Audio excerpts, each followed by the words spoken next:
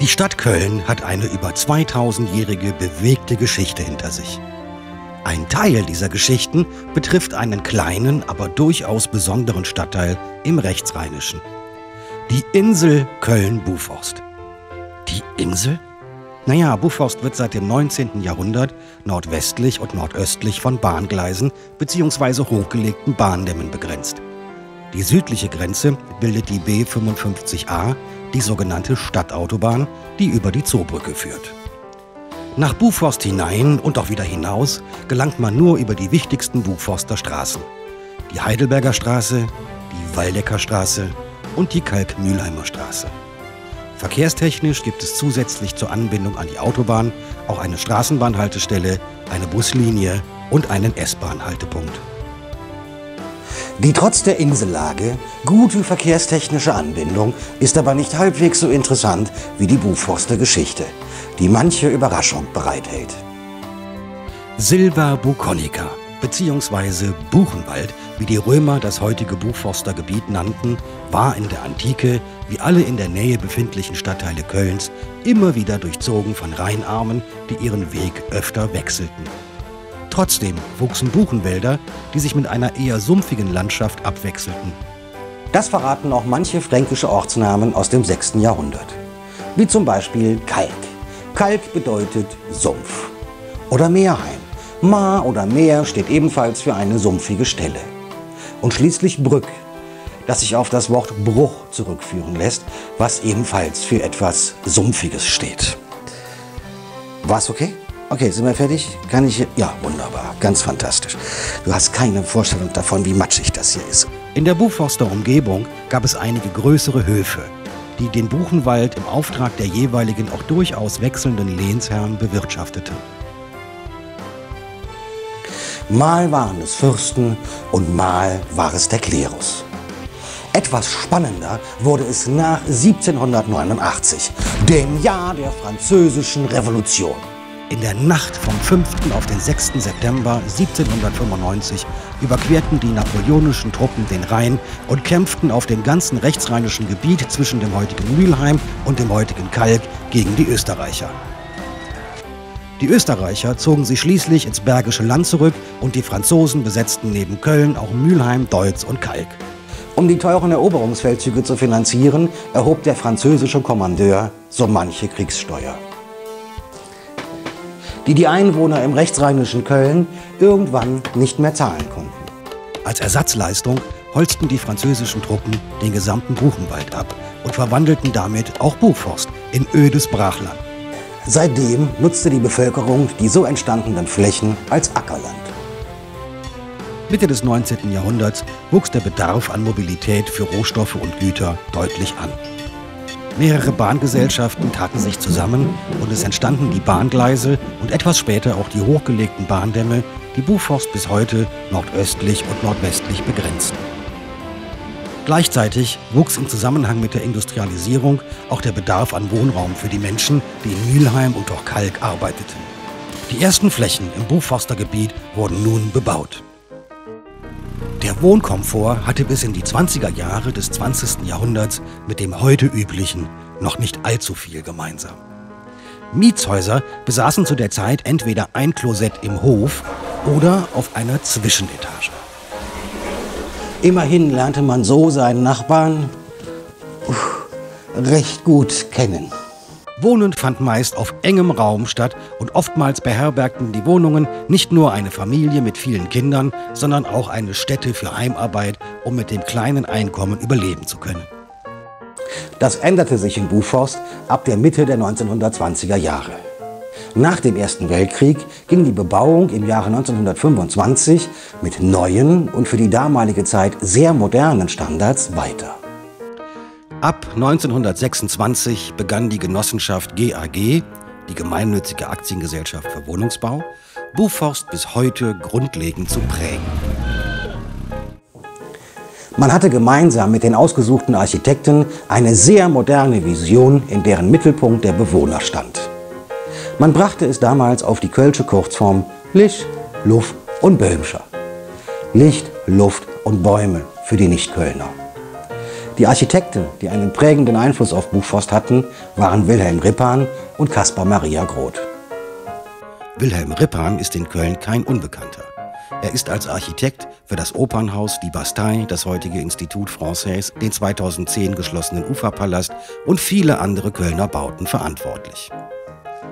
Das Team GAG, Rippahn und Groth war 1927 bereits erprobt, als man gemeinsam den Buchforster Blauen Hof realisierte. Denn im Jahr 1924 hatte man in Köln-Mauenheim zusammen eine ähnliche Wohnanlage mit über 650 Wohnungen gebaut. Den Grünen Hof.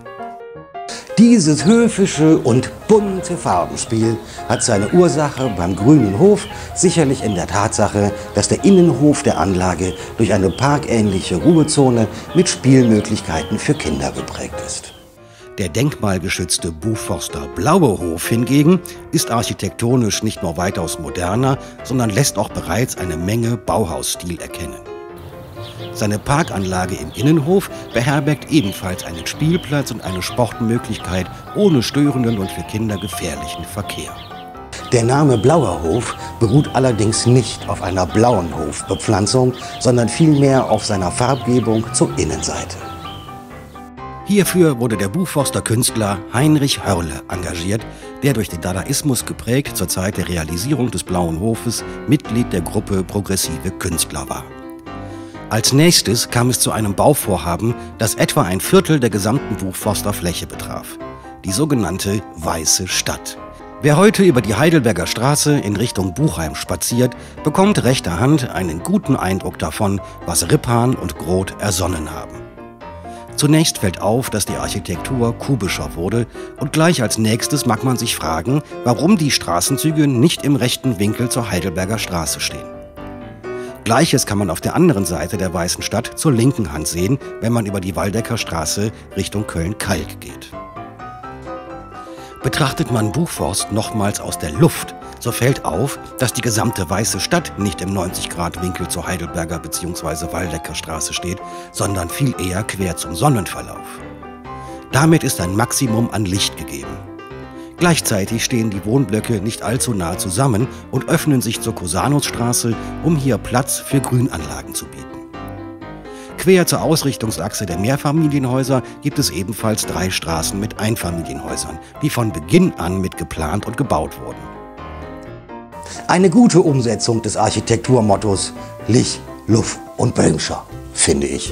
Ein weiteres Gestaltungsmerkmal sind die rhythmisch über die Fassadenfront vorgezogenen Balkone und die oberen, zinnenkranzartig abgestuften Geschosshöhen, die Dachgärten ermöglichen. Die kubische Bauweise und die weiteren Merkmale deuten auf einen noch frühen, aber bereits eindeutig erkennbaren Bauhausstil. Bei der Recherche zu diesem Film fanden wir einige Gebäudefotos, die wir spontan der Weißen Stadt hätten zuordnen können, wenn wir keine Buchforster wären. Tatsächlich handelt es sich um Gebäude bzw. Siedlungen, die auf der ganzen Welt verstreut stehen und fast alle späteren oder zeitgleichen Baudatums sind. Die Buchforster unter unseren Zuschauern erkennen sicherlich manche Form und manche Idee wieder. Gehen Sie doch einfach mal mit oder ohne Kamera in Köln-Buchforst auf Bauhaus-Safari.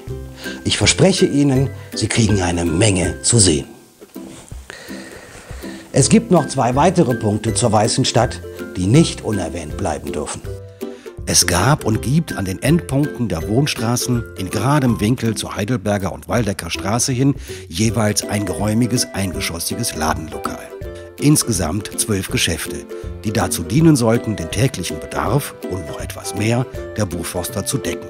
Natürlich lagen die Geschäfte zu den Hauptstraßen hin, da hier das Leben pulsierte.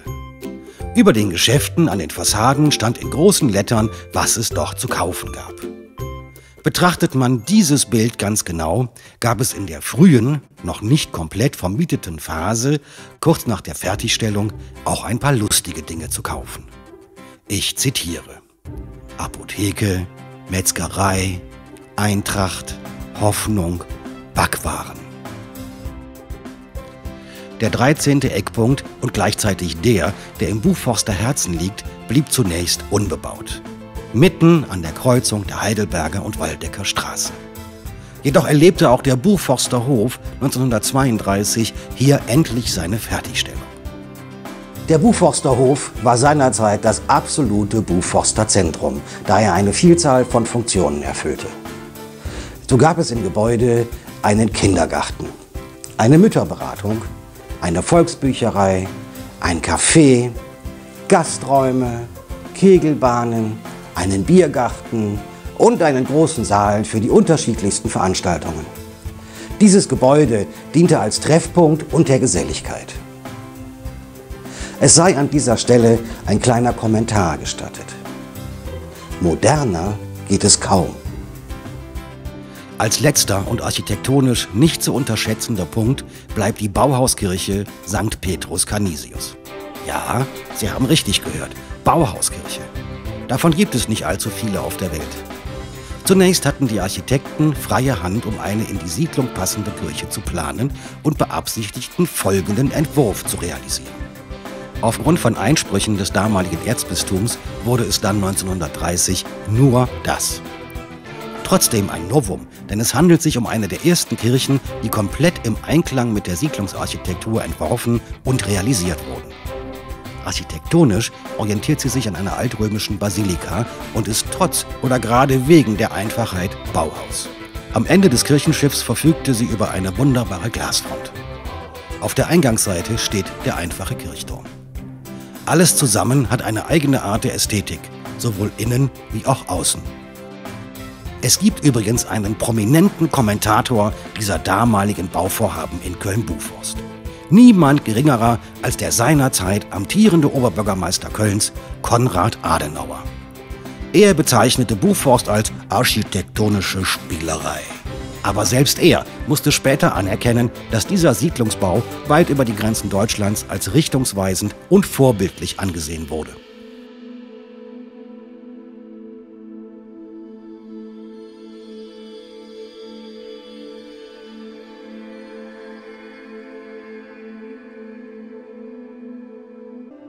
Buchforst hatte leider nicht viel Zeit zu erblühen, denn kurz nach der Fertigstellung des Buchforster Hofes wurden die Zeiten dunkler. Das Dritte Reich quoll selbst durch die fortschrittlichen Bauhausmauern. Und ganz ehrlich, die Buchforster waren Menschen wie alle anderen auch. Sie liefen mit oder waren sogar dafür. Es gibt leider nicht viele Fotografien aus dieser Zeit und die vorhandenen lassen nicht darauf schließen, dass es in Buchforst anders war als in anderen Teilen Kölns bzw. Deutschlands. So hingen sogar zu kirchlichen Prozessionen die Hakenkreuzflaggen aus den Fenstern. Und das nicht zu knapp. Wie wir alle wissen, führte das zu unglaublichen Katastrophen. Es folgte der Holocaust und der Zweite Weltkrieg. Von beidem blieb auch Buchforst nicht verschont. So gab es auch in Buchforst Verhaftungen, Verschleppungen und es sind Buchforster in KZs gestorben.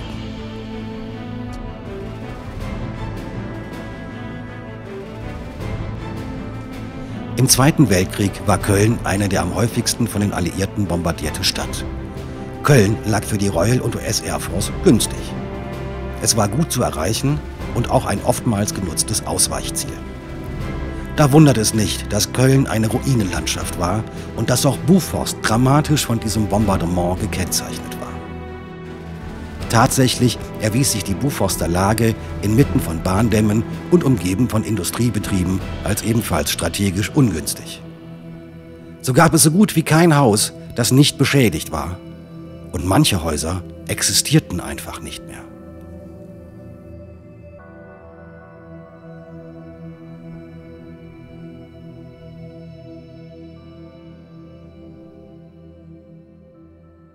Aber auch nach dieser düsteren Stunde Null lief die Zeit schließlich weiter. Nach dem Aufräumen begann der Wiederaufbau.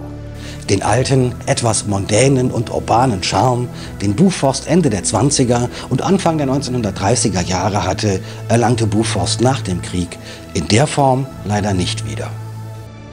Von den 1950er bis hinein in die 1970er Jahre fand in Buchforst der Wiederaufbau statt. Teilweise mit anderen Mitteln als zuvor und hauptsächlich an der Schaffung von Wohnraum ausgerichtet. Manche Wiederaufbaumaßnahme hielt sich aber auch an das ursprüngliche Vorbild. Es seien hier stellvertretend der Blaue Hof und die Weiße Stadt genannt. Jedoch kam es in dieser Zeit auch zur Realisierung mancher Bausünde. Das Buchforster Zentrum und der krönende Abschluss der Weißen Stadt, der Buchforster Hof, wurde aus unerfindlichen Gründen nicht wieder aufgebaut. Heute steht an gleicher Stelle ein nicht im Ansatz so dekoratives und nützliches achtgeschossiges Wohnhaus. Nicht nur früher, sondern auch noch heute hört man immer wieder den Wunsch der Buchforster nach ihrem alten Buchforsterhof. Ebenfalls wurde die fast einmalige katholische Bauhauskirche St. Petrus Canisius aus ebenso völlig unklaren Gründen nicht wieder in ihren originalen Zustand gesetzt. So fehlen die rückseitigen Kirchenfenster komplett, die den Altar von hinten mit Licht durchfluteten, und der ehemals teilweise offene Glockenturm wurde mit einer zusätzlichen, künstlichen und plastikartig wirkenden Fassade großteilig geschlossen und gleich auch noch ein wahrlich riesiges Kreuz darauf gesetzt. All das war sicherlich nicht im Sinne der ursprünglichen Architekten. 1965 legte man in Buchforst den Grundstein für ein völlig neues Bauvorhaben. Die evangelische Kirchengemeinde erhielt ihre eigene Kirche. Und wie könnte es in Buchforst anders sein, ist die Auferstehungskirche bis heute ein herausragendes Beispiel für evangelische Kirchenarchitektur. Die Architekten Georg Rasch und Winfried Wolski planten und realisierten diesen wegweisenden Betonbau, der 1968 inklusive eines Gemeindezentrums eingeweiht werden konnte. Seit 1992 steht die Kirche unter Denkmalschutz. Die aufstrebende Architektur sollte die Hoffnung auf die Auferstehung vermitteln. Mancher mitunter weniger aufgeschlossene Buchforster hatte beim Anblick des Kirchenbaus von der Straßenseite vielleicht auch gelegentlich die Assoziation eines sinkenden Schiffes, dessen Bugspitze noch gerade eben aus dem Wasser ragt. 2005 schloss die Kirche zunächst ihre Pforten und sie wurde in ihrer Nutzung als Gemeindekirche aufgegeben. Das Gemeindezentrum wurde abgerissen und es entstand an selber Stelle ein Altenheim. 2012 übernahm die GAG erstmals die Trägerschaft über einen Kirchenbau. Seit 2013 heißt die Kirche nun Kulturkirche Ost und es finden dort regelmäßig vielfältige kulturelle Veranstaltungen statt. Von Ausstellungen über Lesungen, Konzerte, Kinoabende, Kabarett und vieles mehr. Trotz mancher nicht unbedingt schönen Ansicht, die Buchforst heute leider auch zu bieten hat, kann man aber etwas von dem alten, urbanen Flair immer noch wiederfinden. Architekturbegeisterte entdecken viele Ansichten und Ecken, die einen bis heute die Buchforster Schönheit der frühen 1930er Jahre erahnen lassen und die die Buchforster Geschichte erlebbar machen. Zum Stichwort lebendige und erlebbare Geschichte hat Buchforst nur etwas gänzlich anderes zu bieten, das die Gemüter der Menschen und der Politik bis heute auf das Hitzigste beschäftigt. Dazu müssen wir allerdings historisch etwas weiter ausholen. 1858 gründeten der Kaufmann Julius Foster und der Chemiker Hermann Julius Grüneberg, wie wir sehen werden, gilt hier Nomen est Omen, die chemische Fabrik Foster und Grüneberg, und sie begannen im Nachbarstadtteil Kalk, damals noch ein Dorf, mit der ersten deutschen Kali- und Düngemittelproduktion. Ab 1892 gab man sich den bis heute bekannten Namen Chemische Fabrik Kalk, kurz CFK. Die CFK entwickelte sich im Laufe ihrer Geschichte zu einem der größten Arbeitgeber im rechtsrheinischen Stadtgebiet. Gleichzeitig wuchs aber auch das Kölner Rechtsrheinische. So dehnte sich Köln schließlich um die gesamten Produktionsanlagen herum aus. Das heißt im Klartext, dass es bis vor wenigen Jahrzehnten mitten in Köln eine große chemische Fabrik gab. Also nicht am Rand oder in der Peripherie, nein, mittendrin. Und Buchforst lag gleich nebenan. Ältere Buchforster kennen noch die schlechten Tage, wenn der Wind ungünstig stand. Dann nahm man am Produktionsprozess olfaktorisch teil. Erleben konnte man das noch bis 1994. Dann wurde die gesamte Produktion in Kalk eingestellt. Und das Gebiet in der Folge mit Wohnanlagen, dem Odysseum und anderem bebaut. Heute deutet bis auf den ehemaligen Wasserturm der CFK bei den Köln-Arkaden nichts mehr auf die einstige chemische Industrie hin. Wobei das so in der Tat nicht ganz wahr ist. Die CFK hat mit Genehmigung der Stadt den Kölnern, den Kalkern und ganz besonders den Buchforstern ein pikantes Vermächtnis hinterlassen. 2 große grüne Hügel, die, wenn man genau guckt, die Landschaft prägen, aber merkwürdigerweise bis vor wenigen Jahren nicht bebaut wurden und sogar mit Zäunen und Mauern umgeben waren. Es handelt sich um 2 Deponien, die zur Lagerung von Kalk und einer bis heute nicht feststehenden Anzahl von Umweltgiften dienten. Bis die Stadt Köln schließlich 2013 das Gelände der Hügel und deren Inhalt kaufte. Inzwischen wusste man aber schon, dass sich in den Hügeln Altöl befindet. Unter den Buchforstern hießen die Hügel Säureberge und die Älteren erinnern sich noch gut daran, dass bis 1964 Teile der Hügel öfter mal in Brand gerieten. Die CFK teilte bei Aufgabe der Hügeldeponien mit, dass der Brei darin niemals fest werden würde und entzog sich damit faktisch jeglicher Haftung. Das Thema Kalkberge, so nennt die Politik die ehemals grünen Hügel des Herrn Dr. Hermann Julius Grüneberg, ist seit längerem in Köln ein wirklich kontroverses Politikum. Denn just auf den instabilen Hügeln baut die Stadt am höchsten Punkt seit vielen Jahren eine Rettungshubschrauberbasis. 2014 sollte sie in Betrieb gehen. Doch, oh Wunder, das Gelände, die Straßen und der gesamte Berg sackten ab und erwiesen sich als nicht nur höchst gefährlich für die Gesundheit, sondern auch als komplett instabil. Kosten, die planmäßig 2,5 Millionen Euro betragen sollten, belaufen sich inzwischen auf über 25 Millionen. Was? Moment mal. 26 Millionen Euro. Und das ist bloß der aktuelle Stand unserer Recherche. Und es sackt immer noch. Und es wird immer noch gebaut. Ein wunderbares Paradebeispiel für den Kölner Klüngel.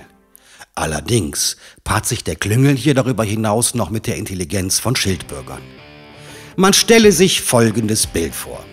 Die für das Debakel Verantwortlichen sitzen bei einer Konferenz im Rathaus. Während einer plötzlich fragt: Sagen's, wieso wird das Rathaus eigentlich geh finster?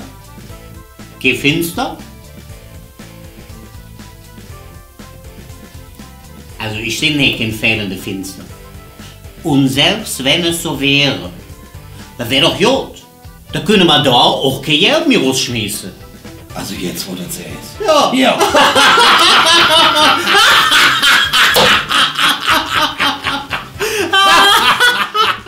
Gleichzeitig wiehert auf den Verwaltungsfluren der Stadt aufgeregte Amtsschimmel, da er festgestellt hat, dass auf der Kantinenkarte heute rheinischer Sauerbraten steht.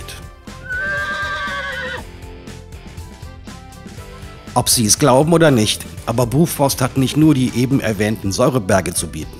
Nein, es gibt noch etwas anderes, das quasi ähnlich alpinistische Züge wie auch den Charakter einer Never-Ending Story hat. Der Grenzstraßentunnel. Wir wissen, dass Buchforst an 3 Seiten von Bahngleisen umgeben ist. Zur Zeit Kaiser Wilhelm II. Gab es in Kalk an der Eidstraße die Kronprinzenkaserne. Damals hieß die Straße natürlich noch Kaiserstraße. Das Übungs- und Exerziergelände lag aber in der Meerheimer Heide. Damit nun die Soldaten in geschlossener Formation zu ihrem Übungsgelände marschieren konnten, baute man 1890 bis 1910 einen besonders breiten und langen Tunnel unter den an dieser Stelle recht großflächigen Bahngleisen. Im Jahr 1969 baute die Stadt an dieser Stelle unter dem alten Gewölbe von 1910 einen Straßentunnel mit 2 übereinanderliegenden Tunnelröhren für die sogenannte Stadtautobahn. Die obere Röhre hat eine Länge von 338 Meter und die untere misst ganze 538 Meter. Nach den vielen verheerenden Tunnelbränden Ende der 90er Jahre mussten aufgrund einer EU-Richtlinie, auch in Deutschland, alle Tunnel mit einer Länge von über 500 Meter und einem täglichen Durchfahrtsvolumen von mehr als 20.000 Fahrzeugen bis spätestens 2014 saniert und brandschutztechnisch auf den neuesten Stand gebracht werden. So weit, so gut und in vielen Fällen noch bitter nötig.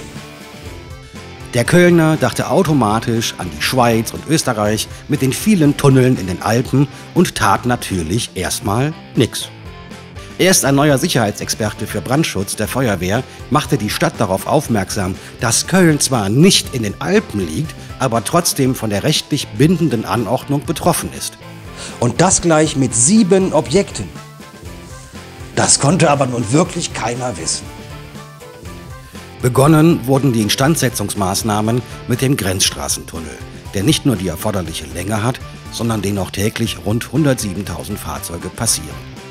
Seitdem schiebt sich die Vollendung der Sanierung seit Baubeginn 2012 in schöner Regelmäßigkeit mal um ein halbes und mal um ein ganzes Jahr hinaus. Ich stehe hier im April 2018 und die Baustelle existiert immer noch. Und das zurzeit sogar ohne konkretes Fertigstellungsdatum. So bilden sich um die nur teilweise befahrbaren Tunnelröhren jeden Morgen und jeden Abend zur Raschauer Staus und an Kölner Messetagen sogar Megastaus. Eines fernen Tages gehören aber auch diese jeden Tag aufs Neue lästigen Staus der Vergangenheit an. Und die Geschichten um den Tunnel werden letzten Endes zu Anekdoten. Die Kölner brauchen jetzt zu erzählen. Und die lustigste Geschichte, die machen wir uns selbst. Ab den 80er Jahren des 20. Jahrhunderts begannen die Buchforster, sich der Bedeutung ihres Stadtteils bewusster zu werden. Und gleichzeitig legten sie auch vermehrt Wert auf die Kultur in ihrem Stadtteil. Seit dieser Zeit hat sich einiges getan. Manches kam und ging, aber manches ist auch geblieben. Und so entwickelt sich der Stadtteil bis heute ständig weiter. Was wäre wohl ein Film über Buchforst, ohne dass lebendige Buchforster nach so viel Geschichte und Geschichten selbst zu Wort kommen? Der Runde Tisch e.V., ein gemeinnütziger Buchforsterverein, unterhält in Buchforst 2 Stadtteilzentren. Eines Ecke Waldecker Straße, Eulerstraße und ein zweites in der Kalk-Mühlheimer Straße. Lassen Sie uns doch einfach mal im Stadtteilzentrum 1 auf der Waldecker Straße vorbeischauen. Ich bin sicher, dass Frau Grundmann uns, wie auch jeden anderen, freundlich empfängt und eine Menge über ihre Arbeit zu erzählen hat. Hallo, Annette Grundmann, ich bin hier die neue Leiterin im Stadtteilzentrum in Buchforst. Wir sitzen hier an der schönen Hauptstraße in Buchforst. Wir haben 2 Stadtteilzentren, eins hier und eins drüben in der Kalk-Mühlheimer Straße. Wir sind eine offene Begegnungsstätte für Bürgerinnen und Bürger, die hier tagtäglich reinkommen mit ihren persönlichen Anliegen, aber auch manchmal einfach nur, um eine Tasse Kaffee gemeinsam zu trinken, an den Angeboten teilzunehmen. Und die sind bei uns ganz breit und bunt, genauso wie Buchforst bunt ist. Wir haben Angebote für Senioren, für Kinder und Jugendliche, vom Marktcafé über Deutschübungskurse und ein Kino im Stadtteilzentrum 2, wo man einmal im Monat zusammensitzt. Das ist so der eine Teil. Und der andere Teil ist, dass wir uns ganz stark hier vernetzen, schon seit vielen, vielen Jahren mit allen Partnern hier im Stadtteil eng zusammenarbeiten, auch mit den Geschäftsleuten uns austauschen, verschiedene Arbeitskreise haben und ja, uns als Brücke verstehen zu allen Menschen und Organisationen, die hier was bewegen wollen. Und wir leben ganz stark von Ehrenamtlern, die sich hier einbringen, die auch oft schon lange in Buchforst leben oder auch neue, die dazugezogen sind und die sich hier ja, ganz praktisch um Dinge kümmern, Ideen einbringen. Das sind so die beiden Bereiche. Und ja, wir freuen uns über jeden, der neu dazukommt, der neue Ideen hat und sind einfach offen für alle Kulturen, alle verschiedenen Bevölkerungsgruppen und ja, haben uns zum Ziel gesetzt, einfach ein schönes, lebendiges Zusammenleben im Buchforst gemeinsam zu gestalten. In fast direkter Nachbarschaft des Stadtteilzentrums 2 befindet sich seit einigen Jahren ein interessanter Kulturbetrieb. Die Galerie Kunstmeile Buchforst. Wer könnte uns besser erklären, was es damit auf sich hat, als Frau Asselbaum? Gemeinsam mit einigen Künstlern betreibt sie dieses Projekt ausgesprochen erfolgreich. Zum 10-jährigen Bestehen des Stadtteilzentrums Buchforst entstand in Buchforst die Idee, mal etwas anderes als einen Tag der offenen Tür zu machen, nämlich die Idee, eine Kunstmeile darzubieten, in der sich Künstler, Künstlerinnen aus dem Stadtteil präsentieren können und ihren Stadtteil mal anders darstellen als sonst immer.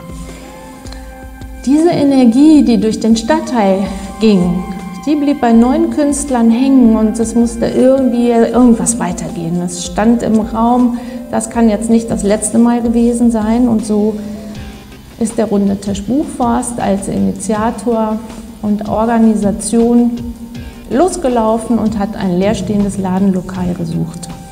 Dieses leerstehende Ladenlokal hat die GWG 1897 Köln-Rechtsrheinisch direkt zur Verfügung gestellt, ein Jahr kostenfrei zur Verfügung gestellt, weil sie dieses Projekt wunderbar empfand. Die Idee dahinter war, eine Galerie to go zu machen, sobald das Ladenlokal vermietet wird, in ein nächstes überzuspringen.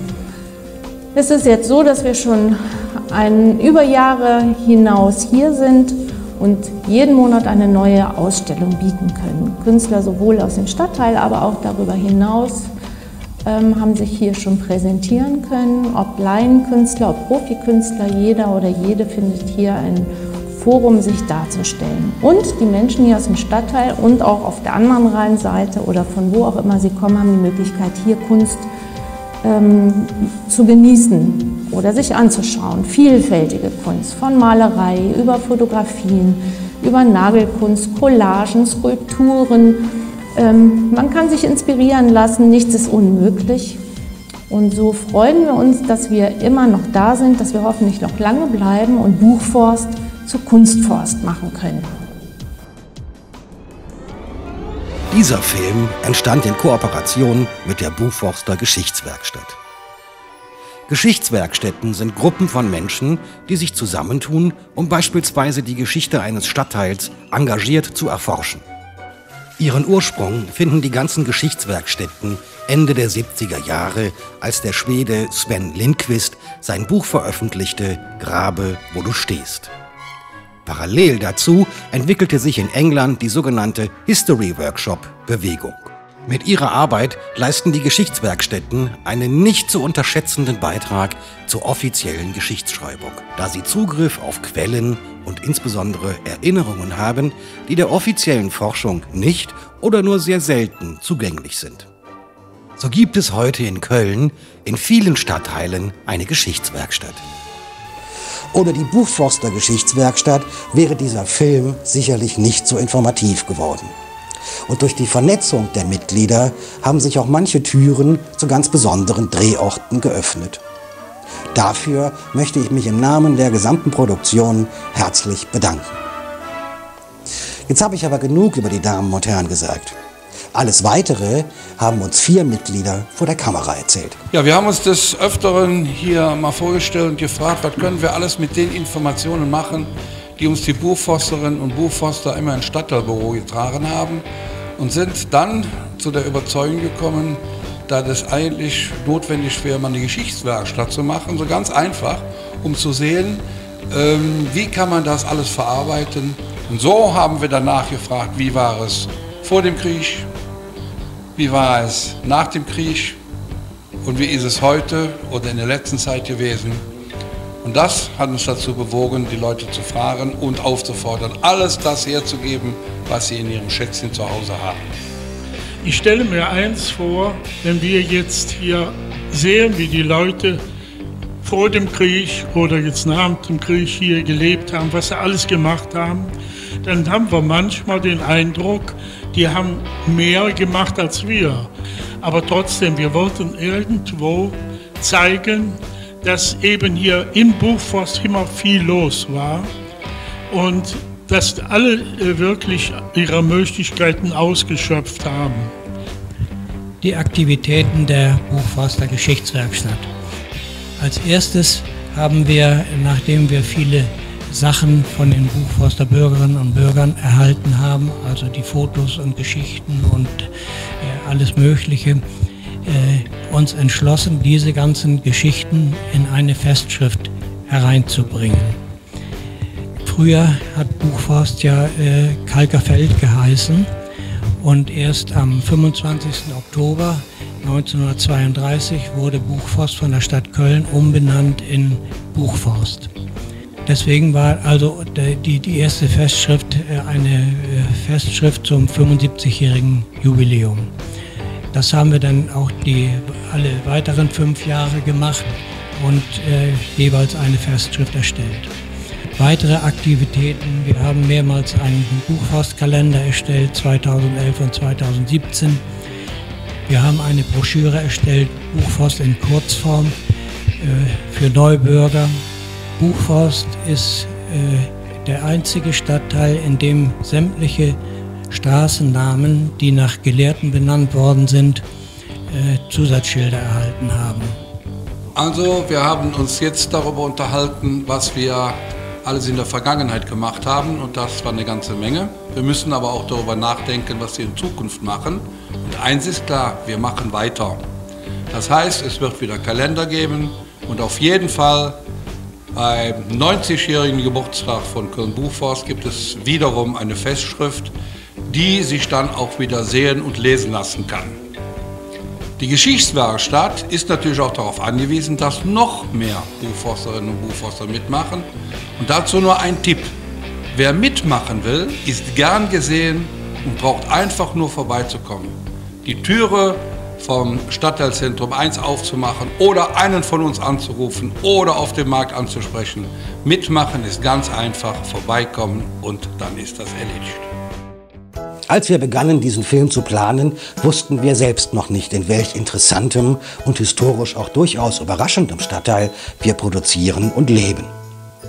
Wir hoffen, wir konnten Ihnen die Buchforster Geschichte und manche Geschichten näher bringen und Ihnen vielleicht das ein oder andere erzählen, was Sie noch nicht wussten.